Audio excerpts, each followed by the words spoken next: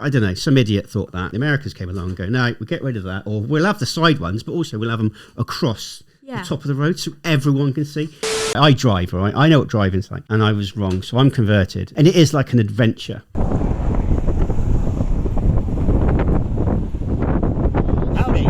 We've just come back from the US, a 4-state vacation. We drove thousands and thousands of miles. We saw some amazing and wonderful things. We did. We had a really good time. We did so much driving, and it was different from driving over here. So we're going to be going through some of the shocks that we've experienced driving in America. So after a 9-hour flight to Orlando, we were a bit jet lagged. So first of all, we always go and get the rental car, and we've always pre-ordered the rental car. We go and pick it up, and it's always a much bigger vehicle than what we used to driving back home. When we book a hire car, we usually add an additional driver so that we can both drive. And this did catch us out once or twice because we did automatically pay for an additional person to be named on the vehicle. It wasn't until it was pointed out to us in Texas that it's automatic, and we looked into it, and I believe it's the same in Florida and some other states, so let us know if that's the rule in your state where you're from. But we got caught out, so this time round we didn't pay for an additional named driver because we didn't have to. I suppose the other fun thing for us, and it's a little bit of a game that we like to play, it's check out the license plate or the license tag, one of these, to see what state we get. Yeah, we never seem to get the state we're in. No. So when we hire a car, we've had Texas quite a few times, in Florida, haven't we? Did we have Minnesota? We've had Minnesota. I think we had Georgia. Yes. Yeah, we never end up where we're from. And I think they probably do that intentionally. They're like, foreigners, watch these people driving. So all said and done, we get into that hire car. I could say we're excited, but probably tired is the main thing. So what's your first thoughts when you're getting into that vehicle and driving us away? I think first of all, there's an element of anxiety because obviously we've got precious cargo. We've got yourself and Alana in the car, so you need to be extra vigilant. But not only that, after a 9-hour flight, you're tired, you're a bit jet lagged. Every time we land in Florida, it always seems to be pitch black. Yeah, it's always nighttime, isn't it? It's always nighttime. And that coupled with being jet lag adds to it. So you're really tired. It's a long journey. Your UK body clock might be sort of 2-3 a.m. in the morning, but you're driving, it's dark, and you're going, keep right.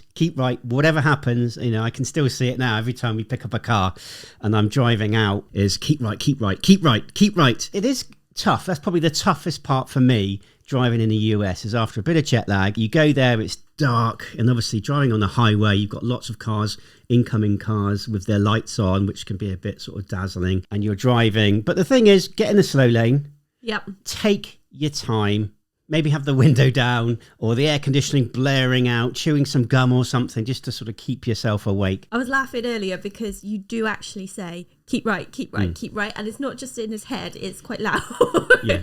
So I'm like, okay, we're all going to keep right. But it's not very good because I'm not very good with my left and right. For those of you who don't know, Mrs. H is not great with a left and right. I think Alana's actually better than I am.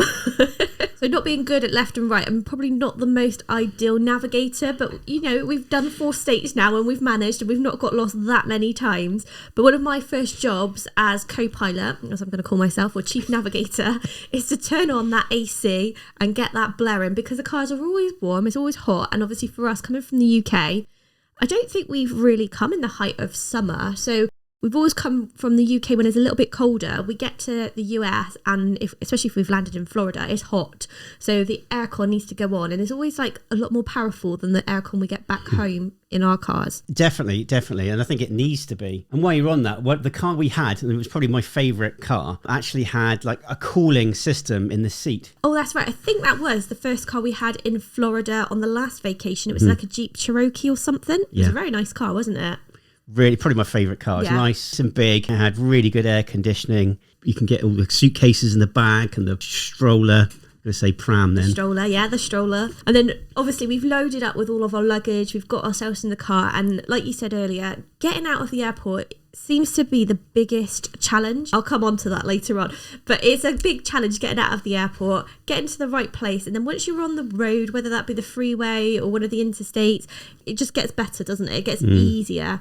But we always check the speed limits, don't we? Because obviously we don't want to get caught speeding. Yep. So you're always like, right, what's the speed limit? So I'm looking and I'm checking against the sat nav or the GPS.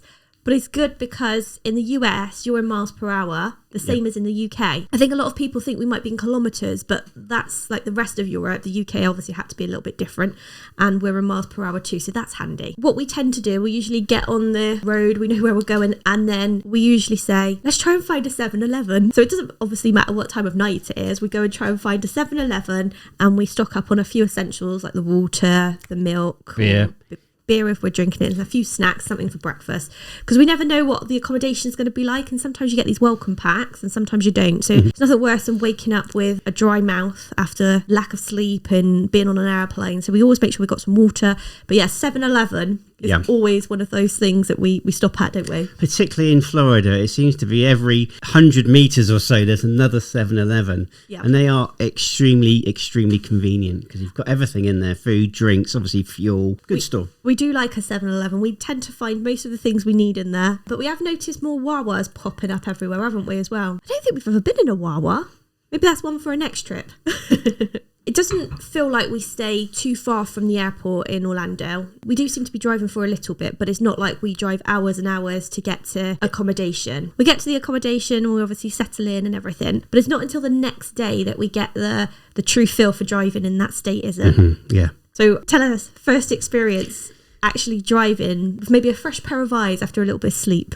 I have to stress, everything we say is our experiences in Orlando. Florida is a massive state. However, what I did notice the first morning coming out, we hit rush hour. And to get anywhere in rush hour is tough because obviously people going to work, but also you've got the holiday makers as well and tourists going to the parks, etc. So if you time it wrong, you can be stuck in the car for the hours, can't you? And I think we noticed that like more and more as we've gone to Florida. So it was like on a previous trip a couple of years back when Alana was only small, and we noticed the amount of traffic in Orlando has got so much worse, whether that be more tourists or more people actually migrating and moving into Florida. But it just takes you a lot longer to get anywhere. And over the years, and I think maybe I'm more aware of it, but a lot more roadworks. So I think that contributes to the traffic. And one thing we did notice is probably because we've got family over in the States and they pointed it out to us, but I did notice it on the sides of the road. If you speed or caught speeding when there's workers working on roadworks, your fine's doubled.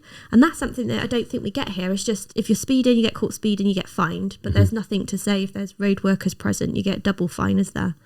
Yeah, that's right. One thing I was going to say, I don't actually know the answer. Maybe my sister has told me, but if you are caught speeding in the US, do you get something called points? So over here, if you get a driving offence or a speeding offence, you'll get 3 points. And then when you get to 12 points, you actually lose your licence. Or if you get caught speeding over 100 miles an hour, it's an instant ban. Is there a point system in the US? Let us know in the comments below, because I'd be genuinely interested to hear that.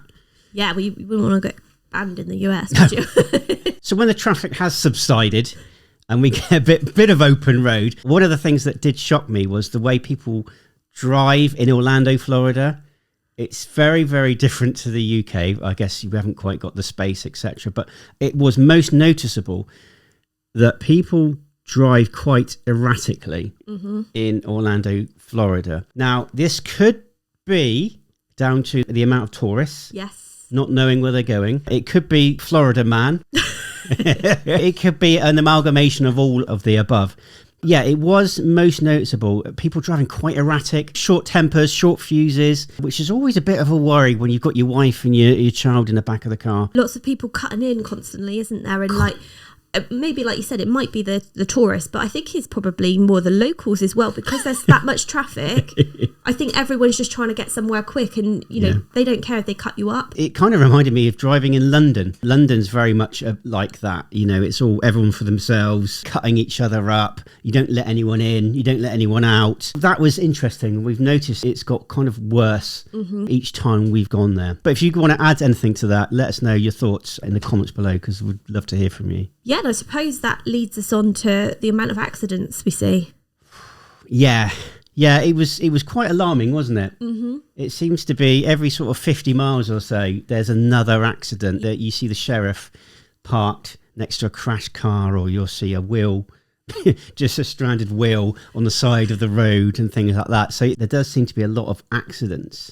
There is one thing that I need to ask the audience as well, is over here we have something called MOT. Yes. Depends on the age of the car. I think it's after 4 years or something like that. You have to have something called an MOT. So every year you have to take your car to the garage or garage, and it has a full safety check. And it's mandatory over here. You have to have an MOT. Now, I don't think you get MOTs in the US. Oh. Tyre tread and things like that would be checked annually. I don't think, or it wasn't the case in Florida. Now, I know every state's different. So let us know in the comments below. Do you have something called an MOT, which is like a check on the car? So it checks the brakes, all the safety features, basically, and the tyres, etc. And to get that sort of certificate, it needs to have those specs. So you have to change your tyres if it needs to, or if a light's out and things like that. So I suppose most obviously in the US, the cars are a lot bigger. Yeah. But touching on the fact that we have the MOTs, there's certain things that you can and can't do. So there's like seat belts, you've got to have them checked. You've got to have the right amount of seat belts in a car.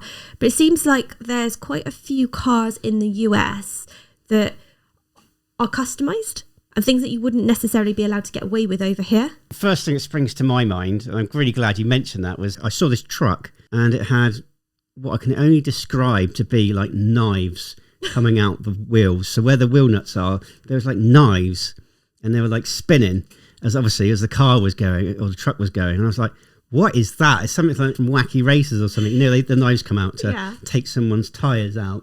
And I was like, whoa, that would not be legal over here. That would not be allowed in the UK. No, they'd say it's not road legal. Yeah, let us know if you've got information on that. I presume they're not like razor sharp knives. It's just an aesthetics thing. But yeah, again, let us know. I'd actually be really interested to know what that is all about. Talking about another strange thing that we did see, when we were in some of the community areas, like the residential gated community areas, we did notice that walkers, instead of walking on the sidewalk, they were like walking in the middle of the road. And we were like, I don't know if this is a Florida thing. I don't know if this is like a gated community thing. But it was like the expectation that they took priority on the road and you should have just waited for them to carry on walking or go round them eventually. And they weren't going on the sidewalk, which to me seems crazy because you've got some of the biggest, widest sidewalks, cleanest sidewalks as well than I've ever seen, especially in some of these gated communities. It's like, why would you not want to walk on it? But the only thing I could think of is if sprinklers were on. But I didn't notice any sprinklers at that time of day. But if that is a thing that, people walk in the road and what the correct etiquette is for that instance, please let us know, because I don't know whether wrongly or rightly, I was kind of like, get out of the road. So we were giving way to pedestrians on the road. Yeah. But anyway. So to summarise Orlando in terms of the driving experience, personally, I was quite happy not to drive in Florida or in Orlando. How did you feel? Because you had to drive.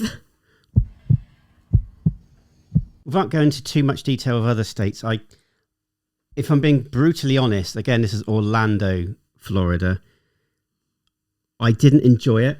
Mm-hmm. There were times where I felt a bit unsafe.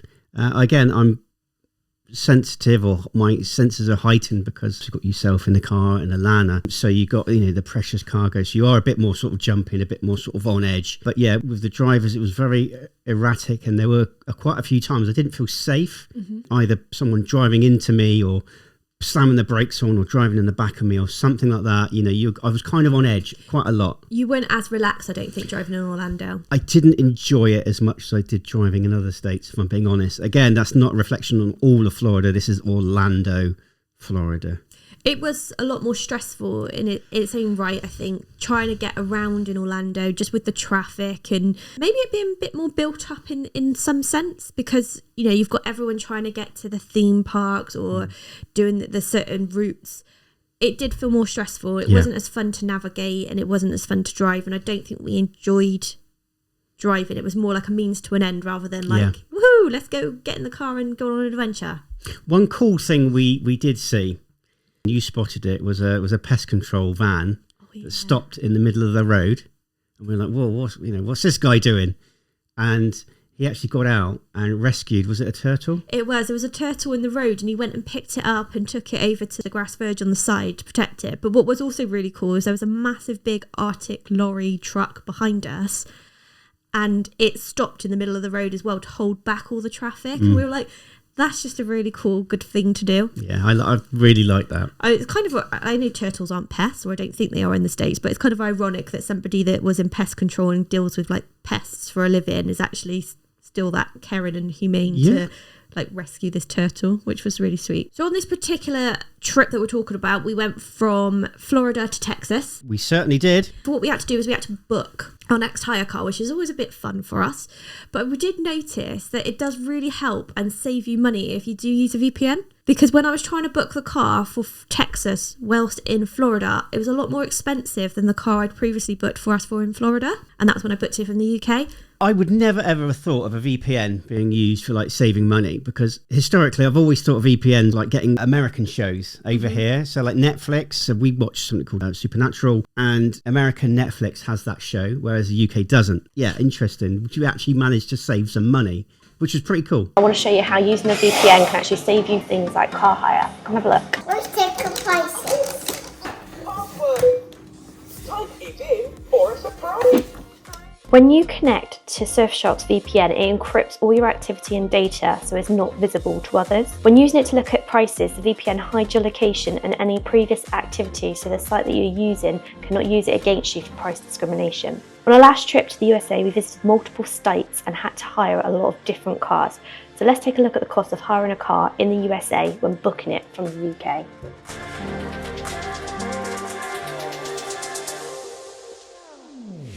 We've always booked a mid-sized vehicle, but we've never actually got the Toyota RAV4.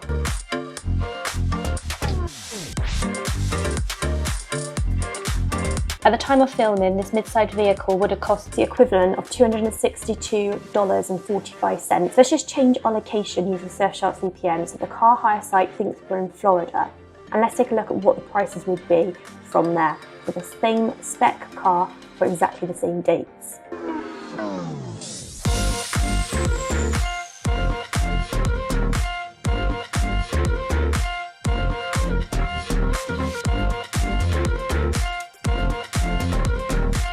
If booking from within Florida, that car hire would have cost us circa $117 more.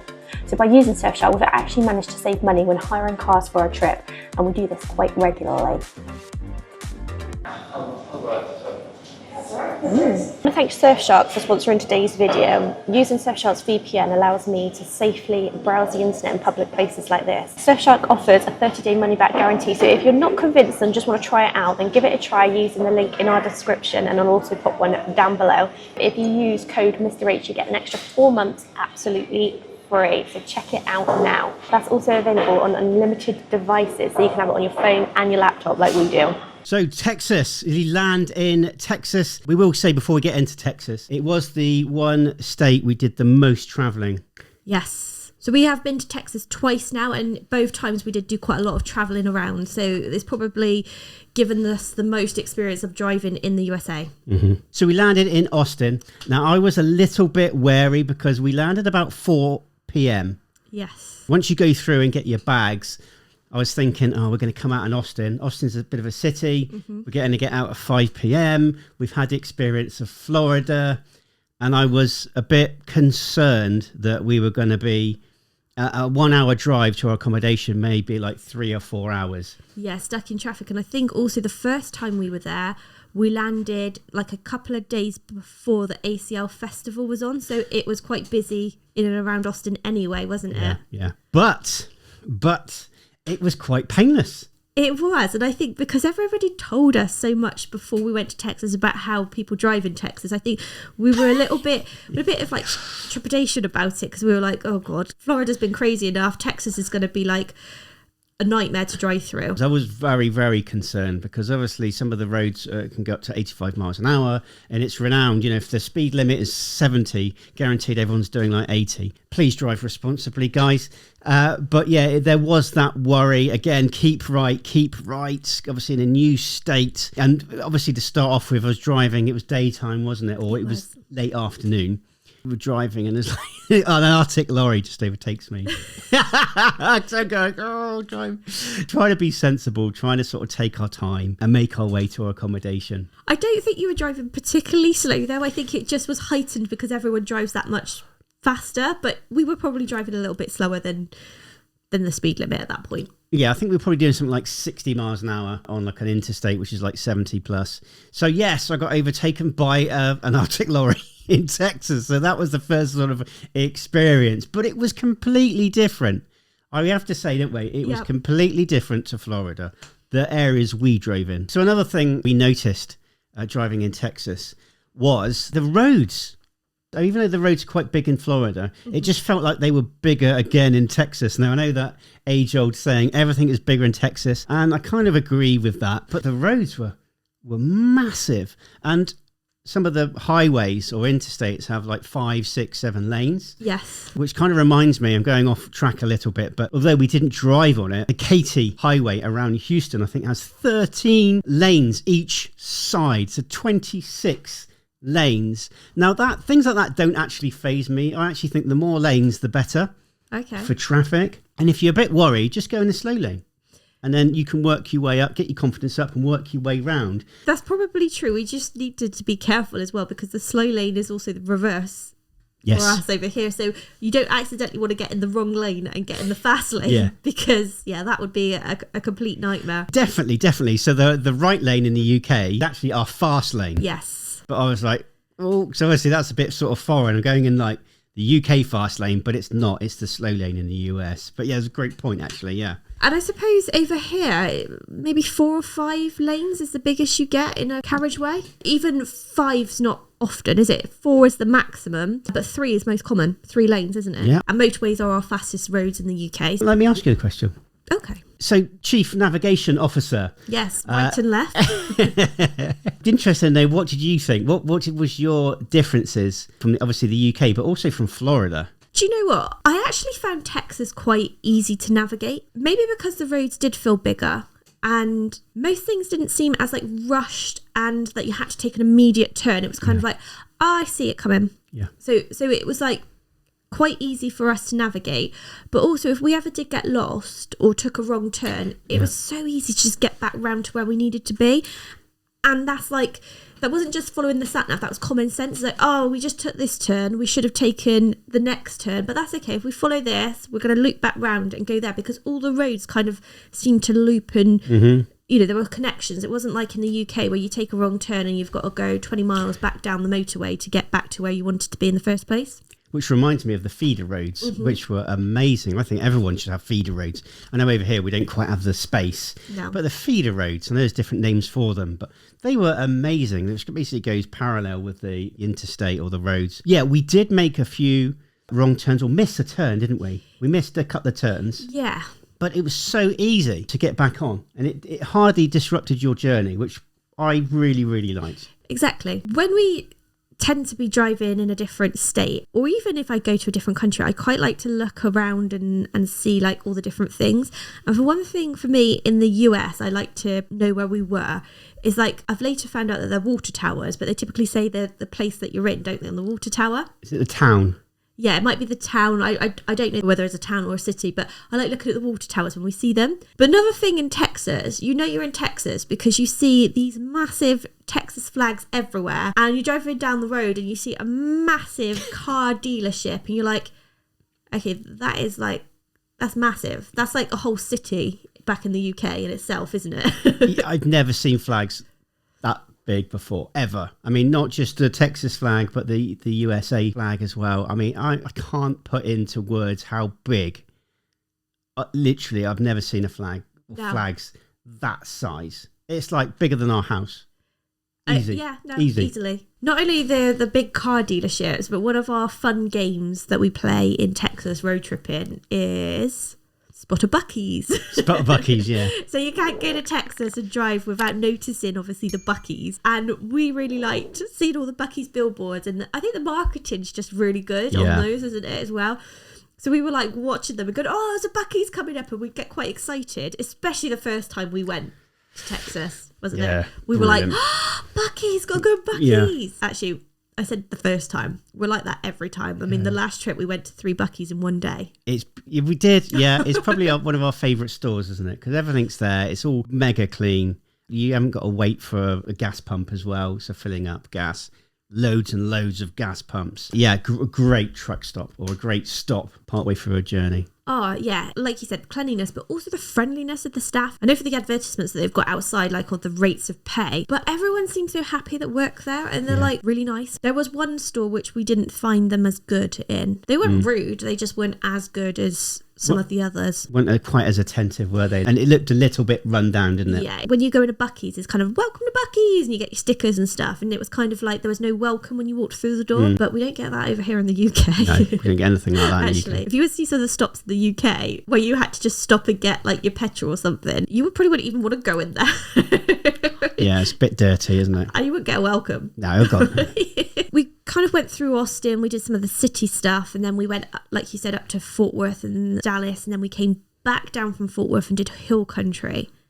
Wow. We loved driving hill country, didn't we? And just the open roads that seemed to go on for miles and miles and miles, but with not much around, or you then enter like a small little area of civilization. It seemed very quaint and like it's kind of a step back in time to how I imagine like the Western films. Yeah, it was great. It was incredibly relaxing because there's not a lot of traffic and it's just straight for miles, but there's so much to see. This is exactly what I was expecting from driving through hill country, and I am so glad we decided to take this route. We got some great opportunities to have a chat, didn't we? Talk. We did. The sun's shining, there's, rolling hills, there's animals, there's birds of prey, and it had a completely different and unique style for me of driving, which I really, really enjoyed. And I think one of the things was, with my experience in my job in the UK, I do a lot of driving, and it is very stop, start, stop, start, stop, start.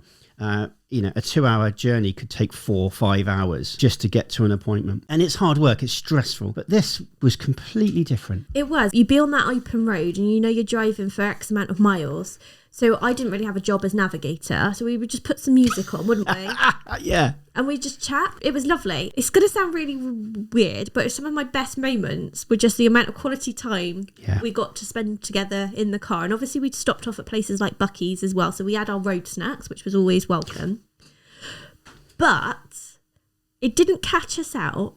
But I'd say you go from somewhere where you've got like Buc-ee's pretty much spaced out evenly, where you can just pull over, or like the fuel stations, the gas stations where you can have a comfort break. When you're in hill country, there wasn't much around, and it was like, what if we need the restroom? Exactly what I was thinking. And we both had the same thought, didn't we? Because I was like, okay, right, I'm here wearing like my sandals and flip-flops. Yep. So's Alana. If we need to get out the car and have a little restroom break on the side of the road, maybe, what if there's like any bugs and scorpions or things, snakes? I'm not really equipped to be going out into the wild. So it didn't catch us out and we were fine, but that was my only thing about hill country. It was funny because we both almost said it at the same time, because I was thinking the same time. I was like, oh, I don't need to go to the restroom, but I might do in sort of like 30, 40 minutes time. But it's like, well, if I do go, there's grass on the verge, but it's quite long and you might not know what's in there. And of course, we had shorts on, etc. So as you said, but yeah, that was funny. But we did come up to a gas station, didn't we? And have that comfort break. But there is big gaps of not nothingness. That's not the right word to say, because obviously there's so much going on. But it's kind of like vast landscapes. Yes. Isn't it? Yeah. So just to sum up Texas, right? I have to say, although people I felt they drove faster.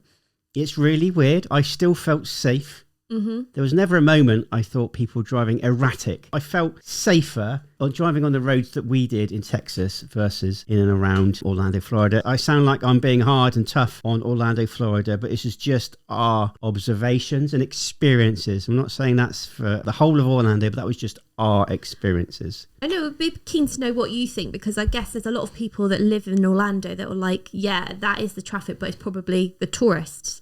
So let us know how you find the traffic. But I completely agree. Texas, we didn't feel unsafe driving, or uncomfortable was maybe the word, because people weren't cutting you up. Or if people were like switching lanes, they were going at a speed which it didn't interfere with you and you had to brake and stuff. Yeah. Or you were going too slow. And you should be in the slow lane. I think sometimes that might happen. It's like, well, yeah, okay. Yeah, I'm going a bit slower than the rest of the traffic. Yeah. I'll do the speed limit and go in the slow lane. And we did drive in the cities as well in Texas. So we were in Dallas, I think it's what you call it, the financial quarter, and we drove around there, and we obviously went to see some of the sites. So we were in the heart of the city, and that even didn't seem as chaotic as driving the interstates in Orlando, in my opinion. Quite a lot of roadworks, but it didn't seem so stop, start, if you know what I mean. It was busier. Obviously, I prefer driving like hill country. Yes. Yeah, another thing was a lot of the roads, or pretty much all the roads, were very, very well maintained. Not many what we call potholes. Over here, it's really bad at the moment. Terrible. I actually literally had to buy a brand new wheel for my car because I went through a pothole. It actually buckled the wheel. Yeah, so not the tyre, the whole wheel. The actual wheel was buckled. So the roads were very, very well kept. So obviously, like the councils in your area are looking after your roads very, very well, much better than they do over here. Well maintained, felt safe, not as many accidents, and we really did grasp the road trip.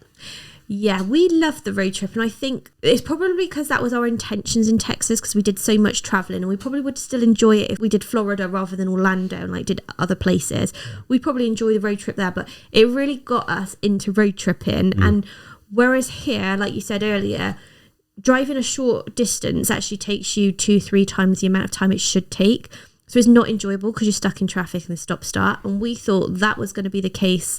Driving around Texas, we thought, oh, it's going to be a bit of a ball ache. We're not going to enjoy it. But we were like, yeah, we're driving like 250 miles today. Woohoo! We're excited about it. We got our snacks. We're ready. We got our music.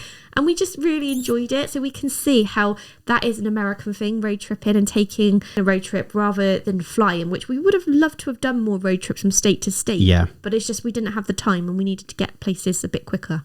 Bearing in mind, my sister's lived in America for well over 20 years, and she'd always say to me, "Oh, we're doing a road trip. We're doing a road trip," and I'd think, "Oh, I can't think of anything worse." I'm comparing it to driving over here. My sister's literally driven from Idaho down to Florida. That kind of road trip. I mean, literally northwest down to sort of southeast America, across the whole of America. And I was thinking, I can't think of anything worse. And she was like, "No, it's different. It's different. When you go in driving in America," I was like, "Yeah, whatever. I don't get it. I drive, right? I know what driving's like." And I was wrong. So I'm converted. And it is like an adventure. It is. And whereas sometimes when we've gone on holiday or vacation, it's like, oh, we don't need to get a car because, you know, we'll get around, you know, with public transport. And I know that's not quite the same in America. I'm talking about if we went somewhere different. Yeah. And we were lucky that in previous trips, when we've gone to Florida and we have stayed with family, they've taken us most places. But I think having done driving in America, we're like, we want to get a car. We like that adventure now, don't we? We enjoy going from A to B and stopping off at C just because it seems fun. So wrapping up Texas, it would be remiss of us not to mention we are driving to Oklahoma. Wow.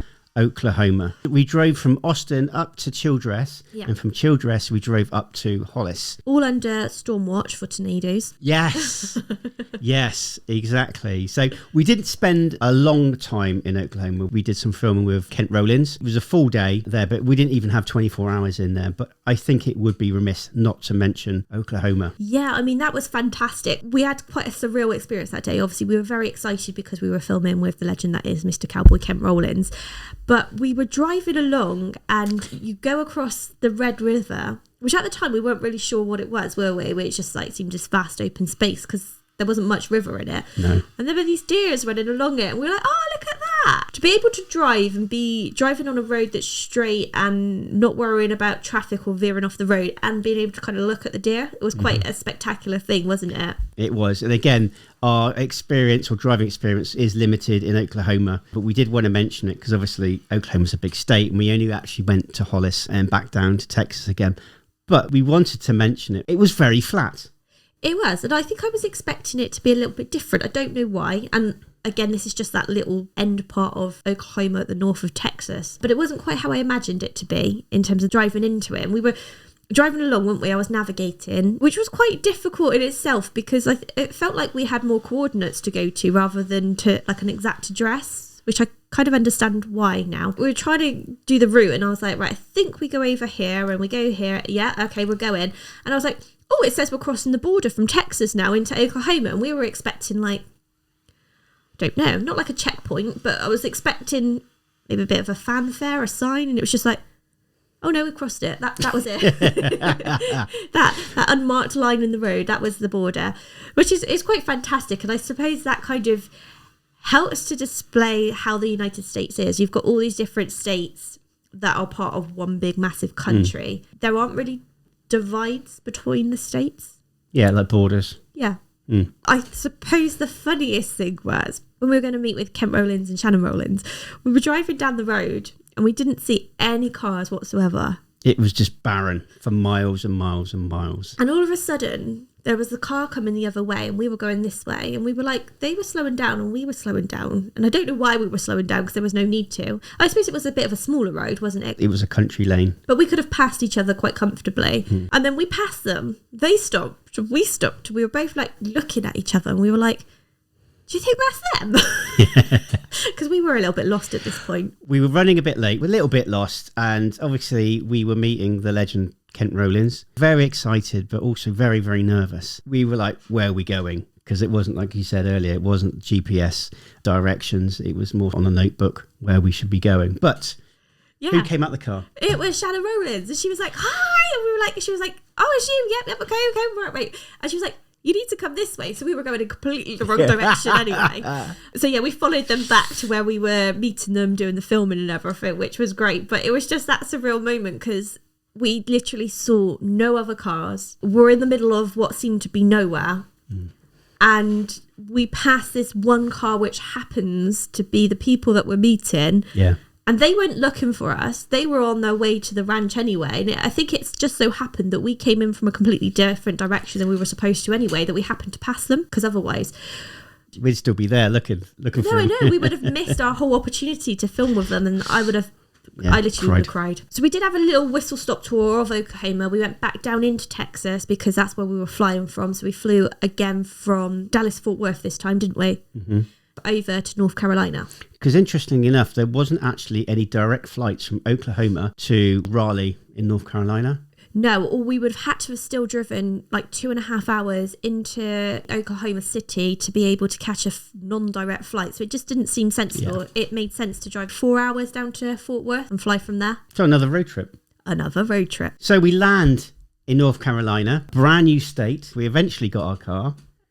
Eventually got our car. Had a nice surprise from our friend Josh. He met us there. But going down to our accommodation, I'm guessing for me, you have these little points where you get in the car and you get on the road and you'll have like a little point of like, oh, wow, something will sort of strike you different from each state. And I noticed that everyone was going a little bit slower than me in the car. Because I was used to driving in Texas. I was like going, pushing it a little bit. And everyone else was doing the speed limit. So I did notice it felt like everyone was driving slower, which is not a bad thing. It's a good thing. Nice open roads. Everyone was kind of doing the speed limit. But that was my initial reaction driving in North Carolina. I think for me, my initial reaction, I was a little bit stressed whilst we were driving because I was trying to contact the Airbnb host. I was on the phone to Airbnb and they wouldn't get off the phone, would they? I literally kept trying to cut them off. And I was trying to navigate for you. So it was a bit stressful at that point. But I looked up and I was like, I don't know what I was expecting, but I wasn't expecting this. I was shocked in a good way. The roads were lined with these like beautiful big green, I'm not going to say they were conifers because I don't know my trees, but beautiful trees lining the road. The road seemed still open and spacious, and it was kind of like one of those, almost like a meme or a scene from a film where they are road tripping and they've got these forests maybe. I don't know what it was, but I was just like, I didn't expect this, and it was beautiful. It was incredibly clean. Not that Texas and Florida wasn't clean, but it was just, everything just seemed quite pristine. It was a pleasure to drive over there. It was a pleasure to drive over there. How did you find the navigation? I found it quite easy in North Carolina. I don't know what it was, but it was, you'd have your directions, but again, it would be like, okay, you've got 10 miles and then we're going to take a left and then we'll drive another 10 miles and then it might be a right. It wasn't like left, right, left, second turn in. It just felt relaxing and easy to navigate. It wasn't, I don't think we really made any mistakes in North Carolina. We're getting pros. We are. We're getting pros at driving in America. We did do quite a lot of driving actually in North Carolina, more than we probably gave ourselves credit for, because we went from like Raleigh down to Cameron and back up quite a few times to do filming. And then we did Pinehurst as well, which was one way, but we also went from Cameron to Goldsboro and back again. I know we're not covering the whole state and we didn't do the mountains and Asheville and all the other places that we want to, eventually go and see. But we did do more driving than just staying in a little city area. And it was picturesque. I mean, some of the houses we saw were amazing. Saw some beautiful churches as well. But moving on, what else did you notice? Well, we didn't drive many like freeways in North Carolina where we were going. It was more like dual carriageways. I don't know if you call them dual carriageways, but back home we call them dual carriageways. So we had like smaller roads, but they were still flowing quite well. Definitely less traffic.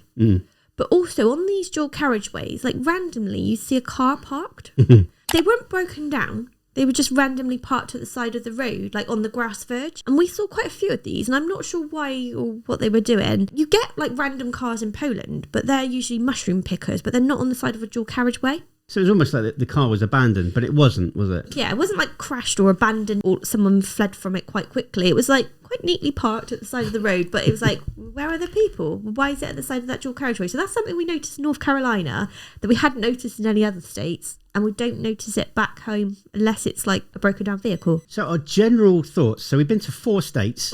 Our general thoughts of America. Again, this is just our tiny, tiny bit of experience of 4 different states or small parts of 4 different states. So we're certainly not experts, but our experiences. One thing I did notice was the stop signs. Yes. You have to stop. Whereas in the UK, people don't normally stop. So if you see a stop sign, people will just sort of roll. Nothing's coming and they just go. But in the US, you actually have to stop at the stop sign. Do we even have stop signs over here? Yeah, I'm sure we do. In the US, they're really, really good. So if you've got like a crossroad and there's a stop sign, it's whoever stops first gets the right of way. So if 2 cars come up, if this car stops first before that one, this one has right of way, so it can go forward, obviously right or left. One of the things in the US I really like, and I think we need to adopt over here, is the turning on a red light. But I really like that. It's like, well, the red light's here, nothing's coming. To help to ease congestion or potential congestion, nothing's coming. You know, we're adults. We know it's safe. Just pull off, right? But I know there are some certain signs there's no turn on red. Yes. Which is fine. But I thought the turn on a red light, if it's okay to do so, is a great idea. I like the red light thing. The stop signs for me felt a little bit, they're doing what they intend to do, a bit stop-start, because sometimes you have to stop, don't you? That's the rule. It's not like you can just approach it with care and if nothing's coming, you can carry on going. You've got to stop and go. But one thing that I did find strange and did surprise me is like, you know, you talk about the stop signs and you get letting people go. Over here, the unwritten rule that's more common than not is if somebody lets you go, regardless of whether it's your priority to go, you kind of, thanks. Don't you? Depending where you are in the country. City, London. I don't like London. With the exception of London, but most other places, you always kind of say thank you, thumbs up, nod, flash your light, something, just to say thank you. And we didn't experience any of that. Not like personally to ourselves, but with other drivers, it didn't seem like anyone was doing that. But we don't want to start going thanks or flashing people because it might seem rude or offensive in the States. But I think we were talking to our friends Alan and Erin Whetstone, weren't we? And they said it's kind of the old school way how to drive, and people did used to, you know, acknowledge and thank people, but it's not kind of done that much anymore. For me, naturally, you know, if someone lets me out, I flash the lights and go thanks, and then I found myself starting to do that, but they didn't do it. Then I was thinking, oh my God, what happens if I'm being rude? Flash might mean, you know, what the hell you doing? Yeah, what you doing, you idiot, kind of thing. And I thought, whoa, and I had to sort of do a double take because I don't want to offend anyone. I just want to say thanks for letting me out. You do have to be careful because you want to adopt the natural etiquette, don't you? You don't want to stick out like a sore thumb for one thing, but 2, you want to be polite. You know, you're in somebody else's country. It felt alien to me. But one thing I did like is when you talk about the traffic lights. Over in the US, a lot of them were like hanging overhead on cables, whereas here in the UK, they're typically on poles, aren't they, at the side of the road? So sometimes you're actually at the traffic light and you're stopped, you're stationary, but you can't actually see the light because it's like here. Or like your rear view's in the way and you're like... That's bloody annoying, particularly if there's like 2 lanes or 3 lanes and there might be a lorry and it's covering up the lights and you can't see anything. It's like, well, how am I supposed to know if it goes green? Obviously, if there's a car in front of you, it'll go. But if it's up above you, it's like everyone can see it. It makes total sense. I think Britain have got a few things right, but things like that are just, I don't know, some idiot thought about that. And it's like the Americans came along and go, no, we'll get rid of that. Or we'll have the side ones, but also we'll have them across the top of the road so everyone can see. And it makes total sense. It's not like we've even got vehicles that are that high that aren't, you know, we've got a double-decker bus or a certain truck or lorry that they're still going to be able to get under them. It happens a lot and it's bloody frustrating. So yes, UK, we need that, and Fahrenheit. And pack of briskets in Costco. So back to driving. Over here as well, you get so many roundabouts, don't you? Or traffic circles. Or traffic circles, which we only experience like a handful in the States. And I know they're not as common. I know there is some because we drove through some of them when we were there. Which was a bit tricky. It's like, Yeah. wrong Way keep round. going the other way round. It's just like keep right. Yeah, it's going anti-clockwise, Yes. isn't it, rather than clockwise. That was a little bit confusing. However, it's just noticeable how you don't have many. But what you do have a lot of is toll roads. Yeah.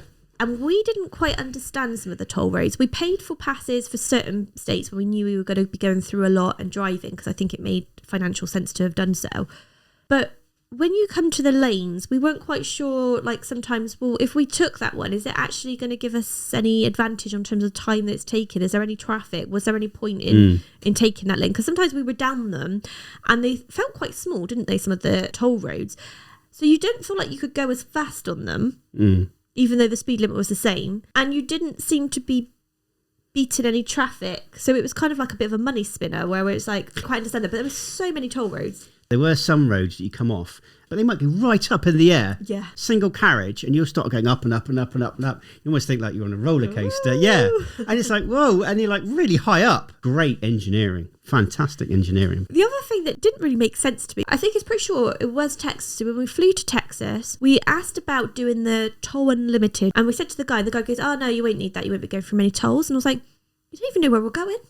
But he was like, yeah, you don't need it. But he was right. We'd previously paid for the toll passes, and then where we hadn't paid for the toll passes and they just bill you after, we kind of spent a hell of a lot less. Yeah. Even with the admin charges, because we didn't go through as many as we thought. So that's another thing that maybe to look out for. If anyone's watching this and they are going to be driving in the States, maybe have that consideration, because you might not actually be better off paying for something like we thought we would be. And I don't know as well whether this is linked to the amount of roadworks and how the roads are changing and things like that.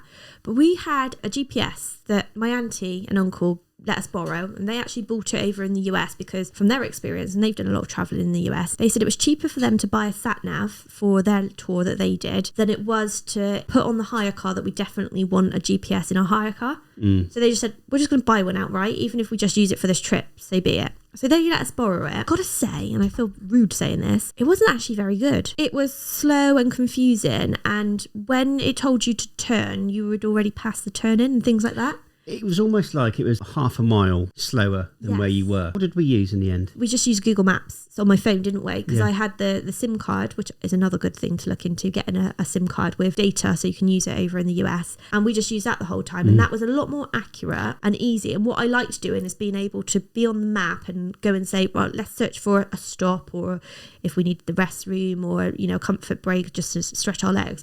Being able to look for it and not messing up with the navigation on the directions. Whereas on the sat nav, it was just like game over. So we quickly decided that wasn't for us. Yeah. On subsequent trips, we didn't bother even taking it, did we? Over here, we call it sat nav, and I believe in the US you call them GPS. Trying to drive to the car rental drop off at the airport. So every time we dropped off a car, you'd put the postcode in that they would tell you on your rental agreement and say, take it here. You'd pop it in, you'd be driving, and the signs just do not compute with the directions that your GPS gives you, does it? It's very hard to decipher. I think it's an airport thing. And again, it's only the airports we've been to. I feel they could have been signposted a lot clearer and more of them. It was, right, you've got to go this way for drop-offs. And then you're left on your own for like miles. It's like, well, should I have turned there? It just seemed like it could have done with more and better signage. But this is in the airport. This isn't out on the highways or anything like that. But every time there was an issue, wasn't there? Yeah, and also it's like you're driving and the sign overhead say Terminal A, and then the road would say A and then quickly say B, because like it's written on the actual road in the lanes, they didn't quite match up very well, did they? That's a good point. Yeah, the road markings didn't match the signage. Another thing that amazed me is the drive-thrus. And I'm not talking about McDonald's or Whataburger. Drive-through banks, drive-through pharmacists. We don't get drive-through banks or pharmacists or anything like that. We're lucky to be able to get a drive-through like fast food place, aren't we, really? So let's say you've got your prescription and you need to go to like Target or one of the superstores. Driving up into the parking lot or car park, as we would say, the spaces are much bigger than ours. They're nice and easy. You've got plenty of room to go in and open your doors, which is great. You did seem to have a lot more car parking in like the city. So when we went to Dallas, it was easy to get car parking in that city and pay like a reasonable price. Whereas over here, it's like if you tried to get car parking in London, it's difficult. And even like Bristol, trying to get into a city, find affordable car parking, it's just nigh on impossible. And that's why a lot of people are encouraged to do public transport.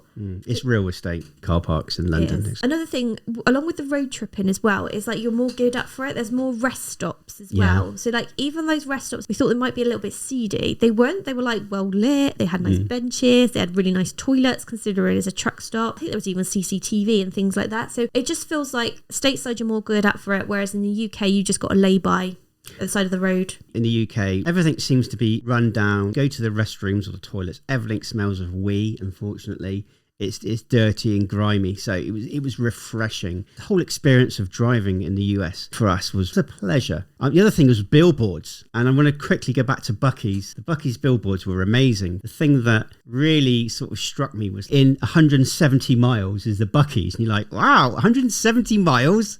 But the next thing you know, you're there. Yes. Driving in America felt a lot quicker. It did. On these billboards, it's like, call Dan if you've had an accident or stuff like that. There's like billboards everywhere. But what was a bit confusing is those big billboards that are like TV motion, they're moving. Yeah. And I think they're a bit distracting. It's all right if you're a passenger, but I think as a driver, you get a bit distracted by them. So I wouldn't say they're quite a good idea. And when we do park up at Buc-ee's, we need to get some fuel or gasoline. We don't say gas in the UK, we say fuel or petroleum. Interestingly enough, the pumps are actually the opposite colour as they are over here. In the UK, black pumps are diesel and green is your unleaded or regular. In the US, black is regular and green is actually diesel, which was interesting. Gas prices. Now, this was a shocker. This was an absolute shocker. So I had to work this out. Okay. So we are charged in litres. Okay. Where in the US, as you guys know, they're charged in gallons. Okay. The US gallon is different to the UK gallon. Yep. The UK gallon is actually, it's the one thing, UK is actually bigger than the US. Okay. However, I've done the math. I've worked it out from litres to US gallons and then I converted it to US dollars. Now, if you were, guys at home, to be charged gas, regular gas, okay, including tax. I know some of you guys aren't taxed on these kind of things. In the UK, we are charged $6.72. $6.72 per gallon.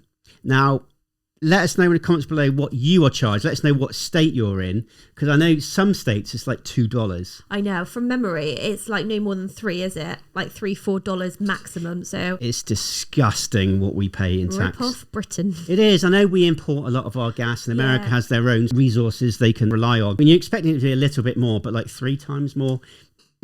Wrapping up. After all that driving, then when you get back to the UK. Keep left, keep left, keep left, keep left. Don't go right, keep left. It's caught me out. I've actually found it harder coming back to the UK than I did, first of all, driving in the US. Guys, if you did enjoy this little video of ours, let us know by liking and subscribing. It really, really helps us out and helps us reach a wider audience. And all that leaves Mrs. H and myself, Mr. H, to say is... Take care. God bless. And see you all in the next video.